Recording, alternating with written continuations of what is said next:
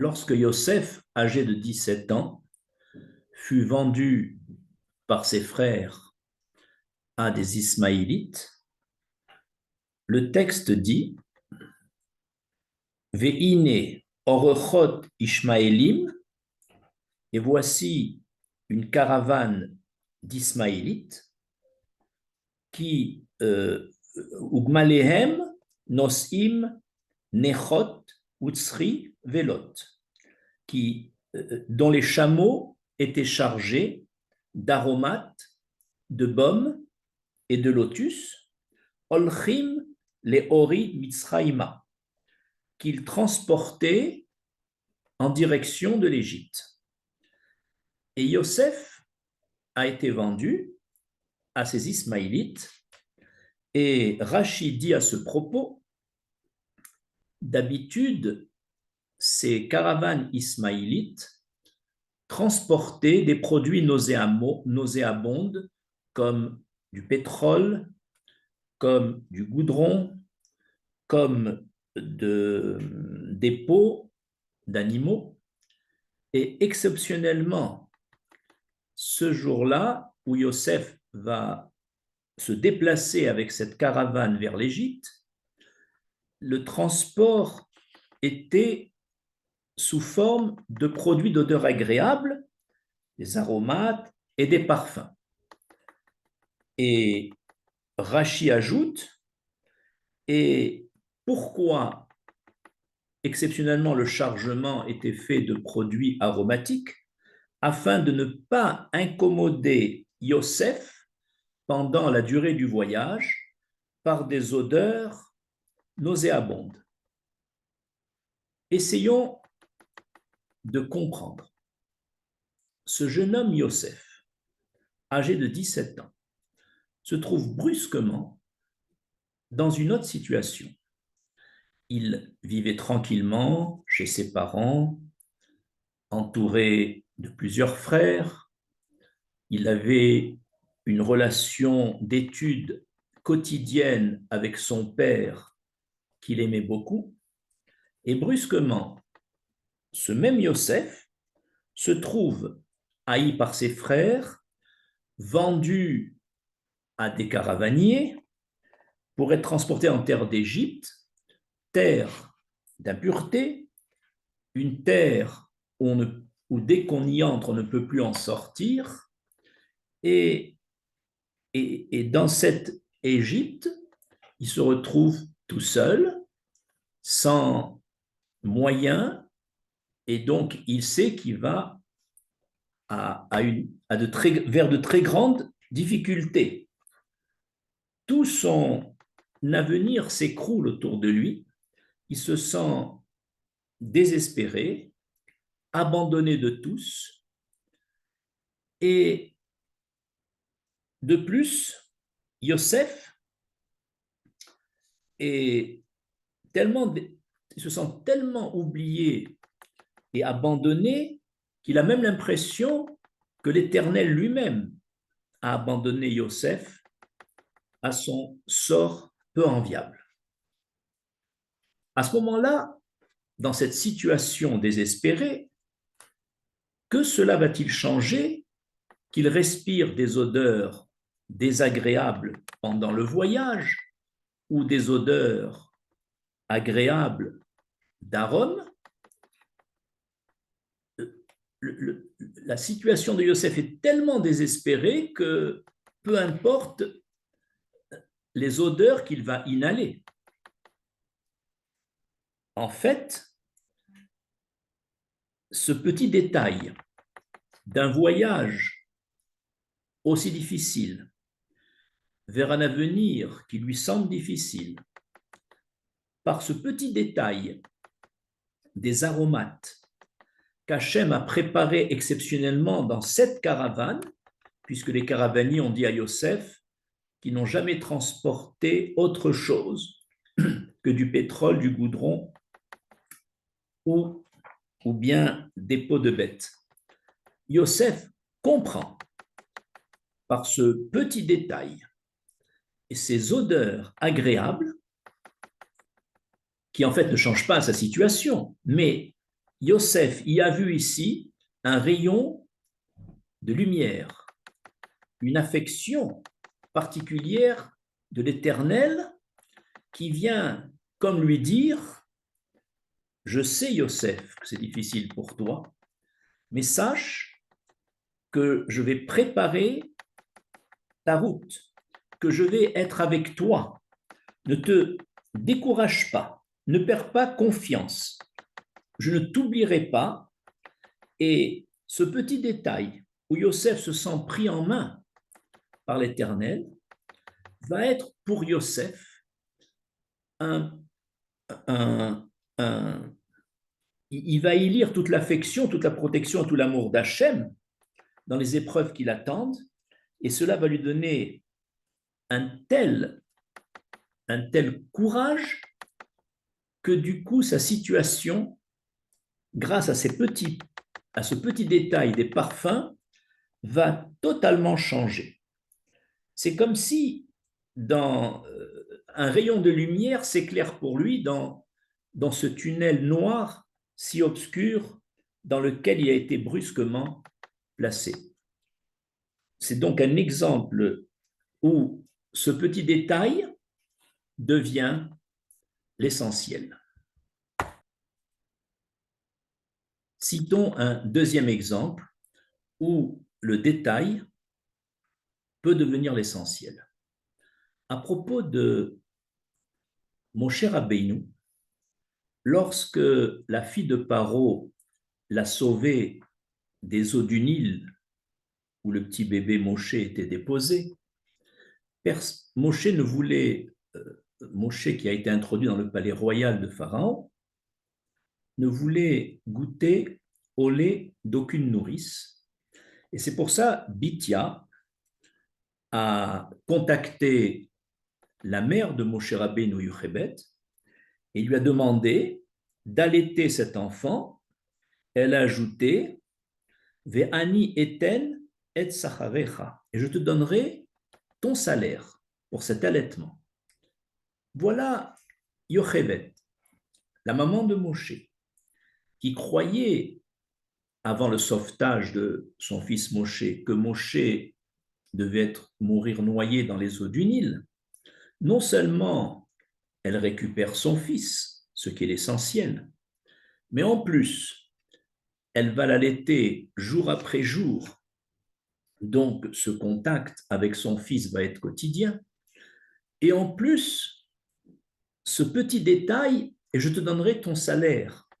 C'est-à-dire, aux yeux de Yochevet, ce salaire, ce petit salaire, n'est rien, apparemment. L'essentiel, c'est qu'elle retrouve son fils et qu'elle puisse allaiter elle-même. Mais en fait, elle y a vu, Yochevet, dans ce petit détail, la bienveillance d'Hachem, un clin d'œil complice de l'Éternel adressé à Yochevet. Et ce petit détail du salaire, même insignifiant, a été, aux yeux de Yochevet, très important dans la relation avec l'Éternel. Encore une fois, le détail qui devient l'essentiel. Citons un troisième exemple, c'est celui de David et Goliath. Au moment où David est venu combattre Goliath, à la première pierre envoyée par David contre Goliath, cette pierre a atteint le front de ce géant Goliath, et le texte dit que la pierre s'est enfoncée dans le front de Goliath, qui tomba, il y a écrit Vaïpol, Ralpanav, Artsa, et Goliath tomba sur la face contre terre. Or, d'après les lois physiques les plus élémentaires, si un homme reçoit un projectile au niveau du front, il tombe à la renverse. Alors pourquoi le texte a-t-il dit qu'il est tombé sur sa face? En fait, là encore, l'essentiel, c'est que l'Éternel a rendu David victorieux de Goliath en le frappant avec une pierre tirée avec sa fronde.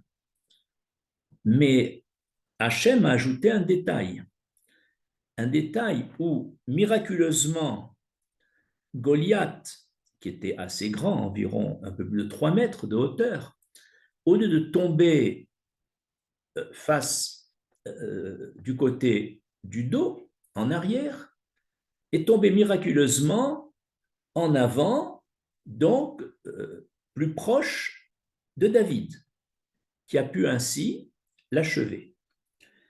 Mais alors, ce détail de la face en avant n'est rien par rapport à la victoire de David sur Goliath.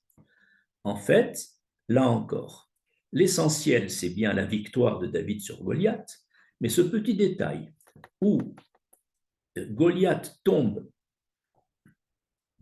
sur sa face, ça a permis, grâce à ce changement de position, à David d'éviter 3 mètres et demi à peu près en arrière, là où il aurait dû tomber, et 3 mètres et demi en avant, là où il est tombé. Donc finalement, David a fait 7 mètres de moins pour achever Goliath. C'est un détail. Mais ce détail a montré à David l'intervention d'Hachem, un clin d'œil d'Hachem, une bienveillance d'Hachem.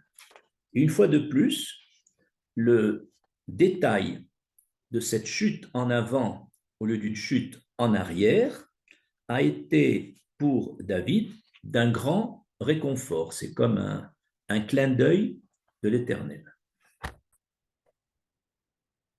Citons un quatrième exemple où le détail devient l'essentiel. C'est à propos de la fête de Hanouka. Nous, Hanouka, c'est l'inauguration, la réinauguration du deuxième temple qui avait été pris par les Grecs. Et comme dit le Talmud Shabbat, les Hashmonéens qui ne connaissaient pas l'art militaire, sont arrivés miraculeusement à vaincre les puissantes armées grecques. Donc en fait, si on a pu retrouver et réinaugurer le temple à l'époque des Hashmonaïm, c'est essentiellement par cette victoire militaire qui a donné à Israël le pouvoir de récupérer le temple et le service au temple. Et pourtant, cette victoire militaire, qui est essentielle, va être mise au second plan, puisqu'à Hanouka, on nous demande d'allumer les lumières de Hanouka en remerciement du fait que l'huile qu'on a retrouvée, le petit flacon d'huile, ne devait durer qu'1 jour. Et comme il fallait 8 jours pour reconfectionner de l'huile pure, on n'en avait qu'un seul flacon, il y a eu un petit miracle, je dis bien un petit miracle, celui que la fiole d'huile qui devait durer 1 jour a brûlé pendant 8 jours, le temps de confectionner une nouvelle huile pure. Pourtant, vu les circonstances de force majeure, il aurait été permis, après avoir épuisé l'huile du premier jour, d'allumer la menorah au temple avec de l'huile impure. Dans ces conditions, c'était permis. Et pourtant, l'Éternel a tenu à faire ce miracle de l'huile d'1 jour qui a brûlé pendant 8 jours. Eh bien, entre l'essentiel, la victoire militaire qui nous a permis de retrouver le temple, et le petit détail de la fiole d'huile d'1 jour qui a brûlé pendant 8 jours, on a retenu dans la fête de Hanouka que le détail. On ne fête en rien du tout cette victoire militaire. On ne fête que le miracle de la fiole d'huile. Voilà encore une fois par le fait que toute la fête de Hanouka a été instaurée parce que cette fiole d'huile a brûlé 8 jours. Donc on voit qu'on a mis là encore le détail avant l'essentiel. C'est-à-dire que le fait que les Hashmonaïm ont pris les armes par amour pour l'Éternel, malgré leur faiblesse numérique et leur faiblesse militaire, Hachem a répondu, certes, par une victoire militaire, mais surtout par le détail du miracle de la fiole d'huile qui a traduit l'affection et l'amour d'Hachem pour ce peuple. C'était donc encore un clin d'œil destiné au béné Israël. Le détail devient l'essentiel. Nous arrivons maintenant à au cinquième exemple. Lorsqu'un père élève ses enfants, il est évident que dans ses devoirs, il y a celui de nourrir, de loger, de payer la scolarité de ses enfants. Et ça, c'est des grandes sommes qui sont bien sûr dépensées par le père qui travaille au bénéfice de ses enfants qu'il aime bien et qu'il veut faire grandir. Cependant, dans la relation père-fils, le fils ne perçoit pas ces grandes sommes dépensées par le père pour lui comme une preuve d'affection et d'amour. Il considère que c'est normal qu'il mange et qu'il dorme et qu'il soit éduqué dans cette famille. Et la relation père-fils va davantage dépendre des petits détails entre le père et le fils, d'un petit mot d'affection, d'une petite gâterie supplémentaire. Le fils va être beaucoup plus sensible à ces détails qu'aux grandes sommes dépensées par son père pour sa nourriture, pour son logement, pour sa scolarité, etc. Là encore, la relation père-fils, elle est davantage liée aux détails de leur relation, beaucoup plus qu'aux dépenses plus grandes et essentielles que le père fait pour son fils. Il en est de même dans la relation d'un couple. Il est normal que le mari nourrisse sa femme, c'est dans ses devoirs, loge sa femme, etc., l'habille. Et pourtant, la relation du couple va être déterminée plus par le détail que par l'essentiel. Je vous donne un petit exemple. Le mari a promis à son épouse de lui acheter une robe pour la prochaine fête avec un budget maximum de 200 €. Et voilà que la femme va chercher cette robe et elle trouve une robe à 220 €. Alors, c'est lorsque le mari spontanément dira « tu peux acheter cette robe à 220 €», la femme va être heureuse. Elle va sentir l'amour et l'affection de son mari. Pourtant, il lui avait promis une robe à 200 €. C'est déjà une somme bien plus grande que les 20 € de complément. Eh bien, par ce petit détail de 20 €, où le mari accepte tout de suite l'achat de cette nouvelle robe, que la femme va voir dans ce petit détail de 20 € beaucoup plus que dans les 200 € promis par son mari la veille. Là encore, c'est le détail qui fait l'essentiel. Ainsi, nous voyons, je conclus avec cela, que dans notre relation, pas seulement avec nos enfants, pas seulement avec notre conjoint, mais avec l'Éternel, c'est au moment où l'Éternel agit avec nous et qu'on le ressent par des petits détails, par des petits clins d'œil complices, par ces petites choses que l'on sent davantage la relation privilégiée qu'on a avec l'Éternel, bien plus que ce qu'il nous donne du matin au soir, que ce soit la vie, que ce soit la santé, que ce soit notre parnassa, que ce soit notre famille. C'est dans ces petits détails qu'on voit cette relation privilégiée avec l'Éternel. Et peut-être on devrait justement analyser chaque jour des petits détails, des petits clins d'œil d'Hachem, et si on arrive à les déceler et à les révéler, alors notre relation avec l'Éternel sera beaucoup plus solide et beaucoup et bien améliorée. Je vous remercie.